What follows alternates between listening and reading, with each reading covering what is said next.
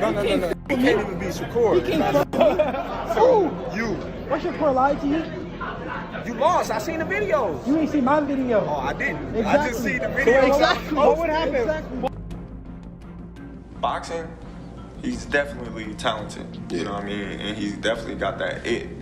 And yeah, he's definitely respected in boxing. But Shakur is a different fighter. You know, Shakur is different. You know, people may call him boring. People may say he can't punch.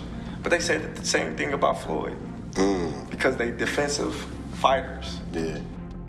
He knows that. That's why he's like, he's boring. He's this, he's that. He's trying to diminish everything that Shakur have done, so it's not marketable.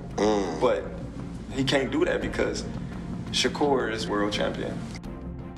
Terence Crawford stirred debate after confronting Devin Haney and speaking candidly about Shakur Stevenson. Crawford cautioned that Stevenson's elite defensive skills and ring awareness make him a serious threat, warning that any fighter who underestimates him could pay a heavy price in future matchups. Brother, you know what I'm saying, Shakur, that's the fight.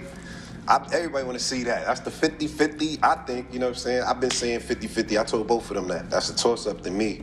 No bias. Don't just say that because you're a man. Who you got winning that? I got Shakur. People may call him boring. People may say he can't punch. But they say the same thing about Floyd.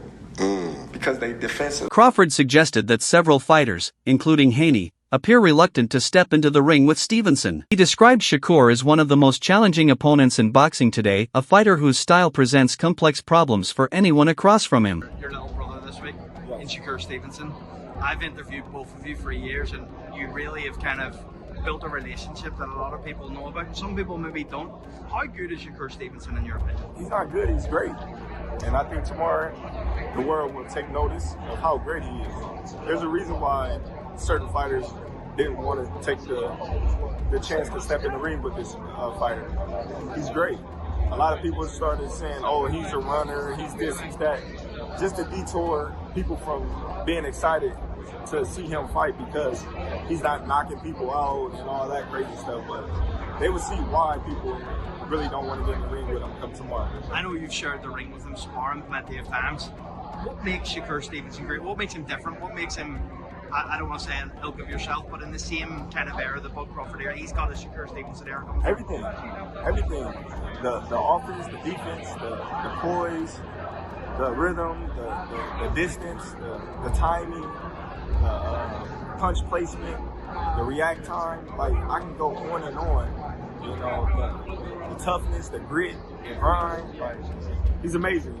You know, and tomorrow he will show it. How do you think it ends tomorrow night? Do you believe that Shakur Stevenson can stop Teofimo Lopez? Because people aren't really talking about that. Listen, if T.O. get out of line, you know, he can get hurt. You know, but I see Shakur outboxing him to a decision. You know? Bud openly recognizes Stevenson's extraordinary talent, applauding his strategic mindset, sharp technique, and high boxing IQ. He views Stevenson as a complete technician who blends smart tactics with flawless execution, earning respect as one of the sport's most formidable competitors. I'm in there with Shakur, you know, it's a chess match, you know, because Shakur is a thinking man as well.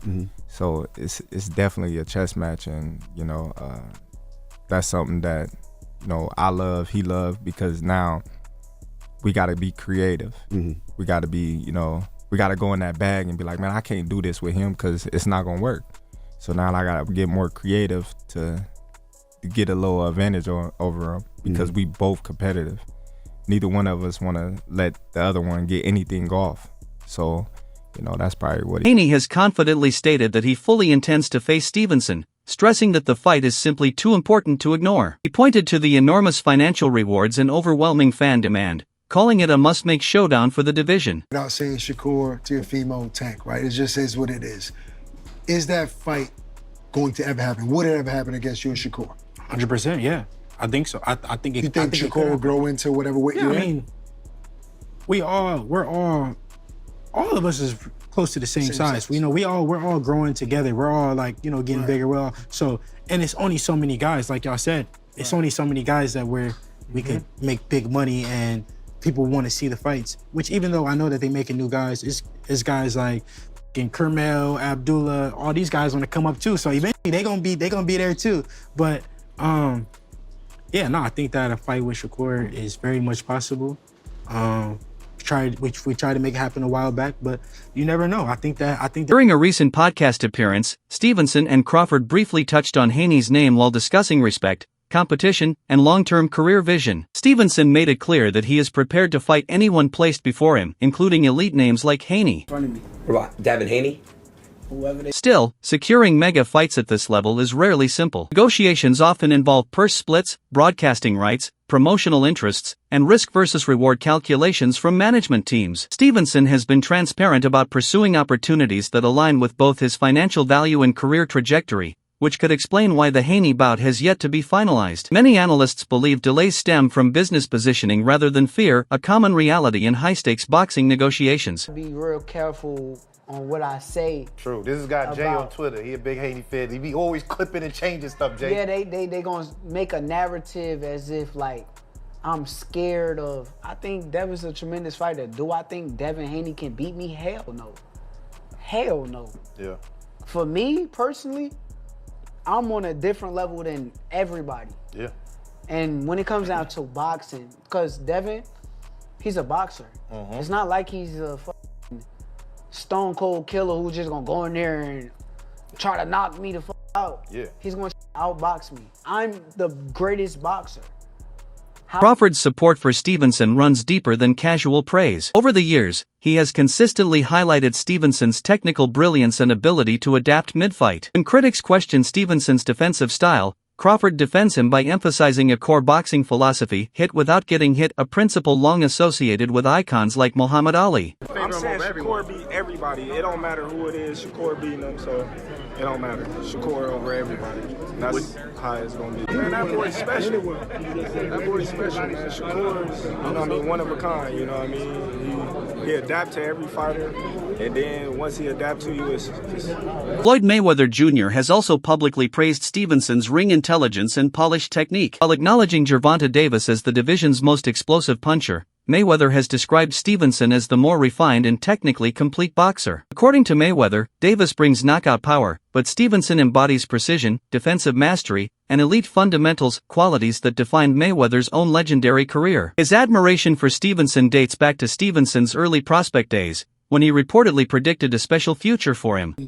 Between 130, 135, and 140, they stack, you know, around that area. So, I mean, as of right now, skills that pay the bills. Well, the two guys, well, the biggest puncher, I feel, at the 135 will probably be Gervonta Tank Davis. But the most skillful fighter at 135 will be hands down Shakur Stevenson.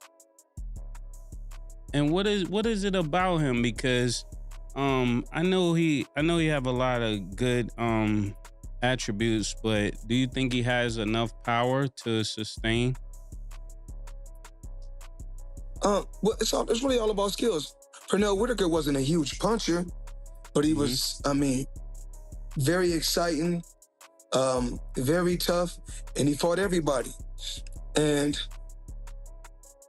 Shakur Haney remains determined to cement his place among boxing's elite, understanding that true legacy is built by facing the toughest challenges available. Rather than protecting his record, he has repeatedly shown interest in high-risk, high-reward fights, especially against Stevenson. This potential showdown goes beyond belts. It represents pride, respect, and generational supremacy. For Haney, defeating an undefeated and technically gifted rival like Stevenson would silence critics and elevate his status permanently. With global attention and major financial stakes involved, the matchup stands as one of the most anticipated battles in modern boxing. Possible. Would you be more inclined just to move up to 140? Yeah, you know, if I can't get those fights next or it doesn't make sense for it to be next, I'll probably go to 140, test it out, see how I feel at the weight at 140, and then when the time is right, then, you know, I'll defend my belt at 135. We'll just see, though. I got to go back and talk with the team and see what makes the most sense. That's